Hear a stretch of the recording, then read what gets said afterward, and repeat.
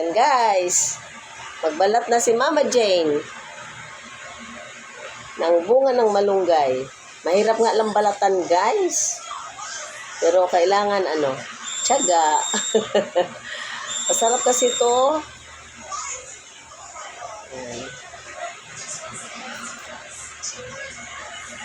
Masarap naman ito kainin.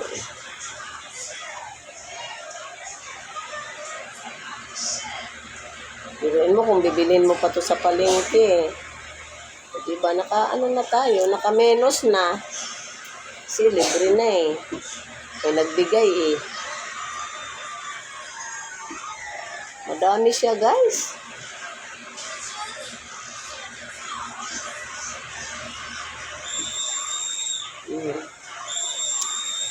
Ilagay.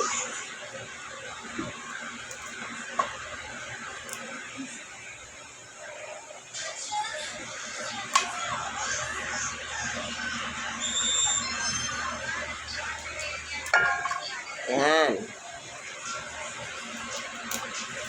Aba, saan galing yan?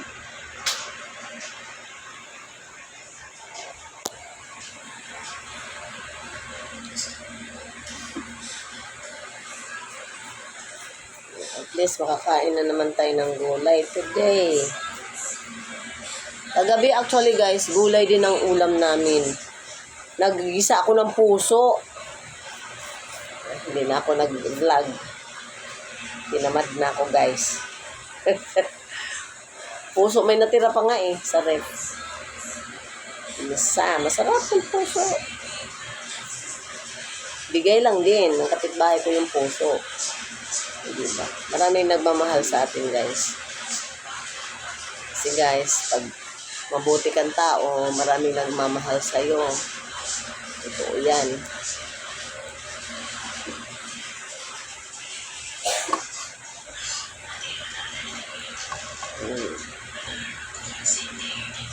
Sanay tayo magbalat nito. Ayan. Ating probinsya tayo guys. Hindi naman tayo mayaman. Nag-aani nga tayo ng palay guys. Ako naranasan ko magtanim ng palay. Maliit pa ako noon. Kasi farmer ang mga parents ko guys eh. May lupa kasi ang nanay ko. Yun. Sarili naman namin lupa. Sa mother ko.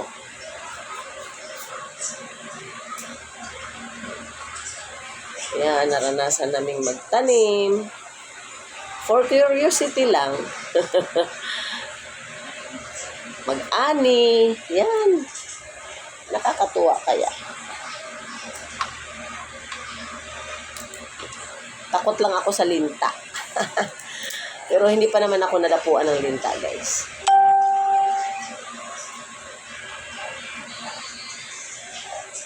Ayan.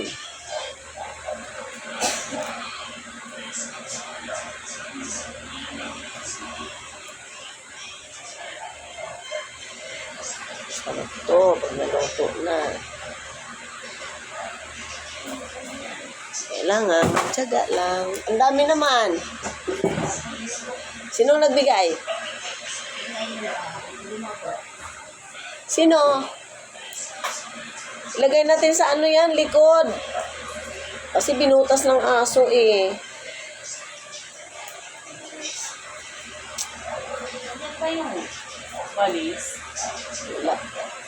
Guys. Kayo guys, anong pinagkaabalahan niyo ngayon guys? Bukas guys, busy ako. Nasa sports complex ako bukas guys. Samahan ko yung asawa ko kasi payout ng social pension. Tsaka since ako ang sekretary ng samahan guys, tulungan ko na rin yung aming acting president na mag-assist ng mga pensioners.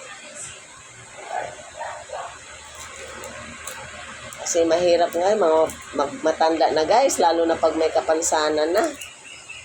Kaya ako guys, I am very thankful to the Lord. dahil malakas pa ako. Yes, may maintenance ako, but I'm still very strong. Kaya, I really thank God. Gusto ko nga, kilos ako ng kilos eh.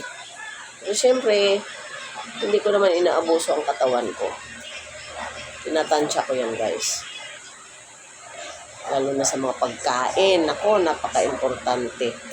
Lalo na sa ganitong edad na may mga maintenance na dapat huwag abuso sa pagkain. Control lang talaga. Discipline. Yan sinasabi ko. Kasi yung iba guys, nagugulat lang ako, may mga maintenance na. Kumakain pa sila. Sabi nga sa akin nung isang ka-churchmate ko, may maintenance din daw siya. Pero kumakain siya ng baboy, kumakain ng mga ganito. Ay sabi ko, ako hindi na. Never. Kasi natikman ko naman na yan. Kung bawal, bawal. Ganun lang yun. At may maintenance ka. Kaya awa ng Panginoon. Since 2005, I have taken my maintenance and maintenance medicine. Pero until now, what year now is 2025. You see? Hindi pa talaga ako nagkaroon ng serious problem na dinala ako sa hospital. Nagpapa-check up ako. 2022 nagpa-check up ako. General check-up, daming laboratory. Yan, once lang.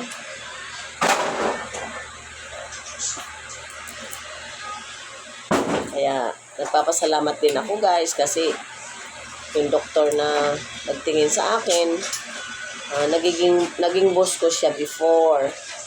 Si Dr. Jose Sanchez, cardiologist, internal medicine sa Makati Med. Kaya, akala nyo, marami akong pera, naka-Makati Med pa ako. It's because of my boss.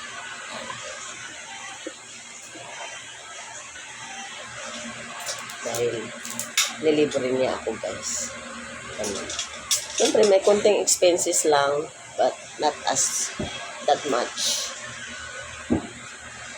Kaya, pero matanda na kasi yung aking doktor. I hope bibigyan pa siya ng mahabang buhay ni Lord kasi mabait yun guys. Dr. Jose Sanchez, kung mayroon kayong problema guys sa heart or anumang naramdaman ninyo, he was a cardiologist and internal medicine. Yun ang specialty niya guys. Punta lang kayo sa Makati Med guys, sa second floor. Or magtanong kayo doon sa guys, information na saan yung kasi parang hindi ko salado kung anong room siya doon, nakalimutan ko guys, parang room nasa 2 parang 22, I'm not sure. So magtanong lang kayo doon guys if you want to have your check up kasi specialista yun guys, hindi basta-basta ang doktor. Pati anak niya ganun din ang specialty, internal medicine, cardio doctor. Yung ibang mga celebrities guys, si Dr. Sanchez ang doktor, like Edo Manzano, yan. Si sino ba yung sa Senate dati, basta guys, marami. Kasi sikat siya na cardio guys. So nga lang matanda na si doktor. Mag-retire na rin yun guys. Uy, 9 minutes na pala. Okay guys, nalibang ako sa kadadaldal ko guys. So ang aking long video guys, hanggang dito lang. Okay, have a blessed Monday. And ito lang ang ulam namin. Ay, may isda pala. May isda. Tsaka gulay. Okay na yun. Bye. God bless.